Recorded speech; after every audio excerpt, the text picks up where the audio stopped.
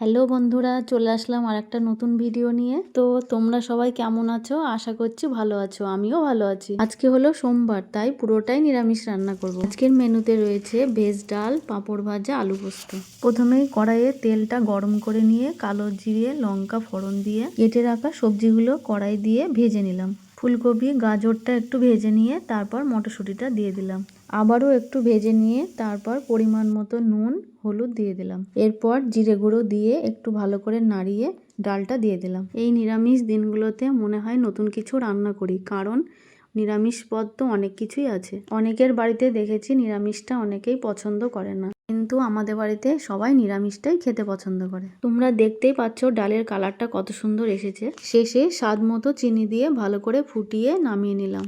এর মধ্যেই আলু পোস্ত বানানোর সবকিছু রেডি করে নিয়েছিলাম। এরপর কড়াইয়ে সাদা তেল দিয়ে পাঁপড়গুলো ভেজে নিলাম। এই আলুর পাঁপড়গুলো খেতে আমার বেশ ভালোই লাগে। এই পাঁপড়গুলো তেলে দিতে না দিতেই তাড়াতাড়ি ভাজা হয়ে যায়। পাঁপড়গুলো ভেজে নিয়ে এবার আসলাম আলু পোস্তর দিকে। এবার গরম তেলে কালো জিরে ফোড়ন দিয়ে কেটে রাখা আলুগুলো দিয়ে দিলাম।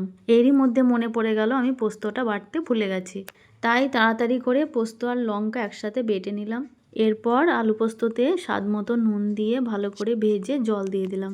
আলু পোস্ত হলো আমার কাছে একটা পছন্দের খাবার। এবার ভালো করে আলুটা সিদ্ধ করে নিয়ে ওই বেটে রাখা পোস্ত দিয়ে নামিয়ে নিলাম। আলু পোস্তটা হয়ে গেলে আজকের রান্না আমার কমপ্লিট। এই নিরামিষের দিনগুলোতে তোমরাও কেমন কি রান্না করো অবশ্যই জানিও। তো চলো আজকের মেনুটা আরেকবার দেখিয়ে দিই। প্রথমেই আছে পাঁপড় ভাজা, তারপর আলু পোস্ত, ভেজ ডাল, শেষে ভাত। এবার সবাইকে খেতে দিয়ে আমার থালাটা আমি বেড়ে নিচ্ছি।